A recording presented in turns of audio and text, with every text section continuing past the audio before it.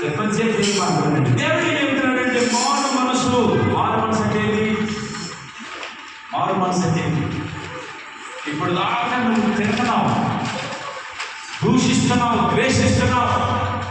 ఇప్పుడు ఈ దూషణ, ఈ ద్వేషము, ఈ కలహము, ఈ అసూయ ఇదంతా కూడా విడిచిపెట్టి మారు మనసు అంటే నువ్వు మార్చుకో. ఇక్కడ అక్కడ బాబు ఇటు అని దేవుడు మనందరూ కూడా పిలుస్తూ ఉన్నాడు. కాబట్టి పాపము చేయొద్దు. ప్రతిదీ కూడా పాపము. పాపం అంటే ఏమిటి చెప్పండి? పాపం అంటే ఏంటి?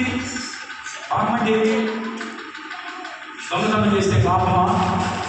వ్యభిచారం చేస్తే పాపమా?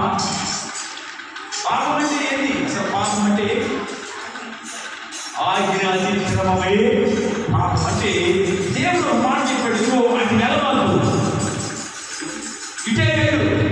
ఎప్పుడైతే అటు వెళ్తావో అది ఏంటది? దేవుడి మాట వినదు. దేవుడు చెప్పాడు ఆదాముకి, ఆదాం ఇదిగో ఈ ఏదైనా వనంలో అన్ని తిను. చాలా ఉంది కదా, ఇది కొత్త కొత్త ఫలాలు వస్తుంది. మనకు వాటి పేర్లు కూడా తెలియదు. మార్కెట్కి వెళ్తే ఎన్నో రకాల ఫలాలు ఉన్నాయి. ఇవన్నీ సృష్టించాడు దేవుడు. ఆదాము ఇష్టం వచ్చిన రోజుకి వచ్చి మామిడికాయ తింటావో, జామకాయ తింటావో, యాపిల్కాయ తింటావో, ఎవరైతే అక్కికాయ తింటావో, ఈ గాపని ఎన్నో ఉన్నాయి. డ్రై ఫ్రూట్స్ ఉన్నాయి, ఖర్జూరాలు ఉన్నాయి, జీడిపప్పులు ఉన్నాయి కదా, రకరకాల ద్రాక్షకాయలు ఉన్నాయి. ఇష్టం వచ్చింది తిని, కానీ అదిగో ఆ ఫలం మాత్రం నువ్వు తినొద్దు అన్నాడు. ఆ ఫలం ఒకటి మాత్రం వంటిపోతుంది, మిగతా అన్నీ తినన్నాడు. అప్పుడు ఏమనిపించినారు? అన్నింటిలో కూడా చాలా సందర్భాల్లో మన తల్లిదండ్రులు మనకి అన్ని ఇచ్చి అయ్యా అన్నింటిలో మాత్రం వండుకో మాత్రం అని చెప్పారంటే, వాళ్ళు వెళ్ళిపోయిన తర్వాత వాళ్ళు ఇచ్చిన వాటి మీద మనకి ధ్యాస ఉండదు. దేని మీద ఉన్న ధ్యాస?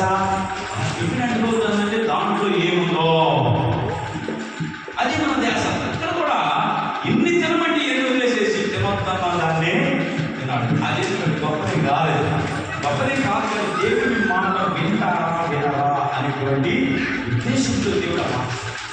ఇప్పుడు మనం కూడా పాపం అంటే ఏంటంటే చేయొద్దున్న పని చేసేవంటే అది పాపమే.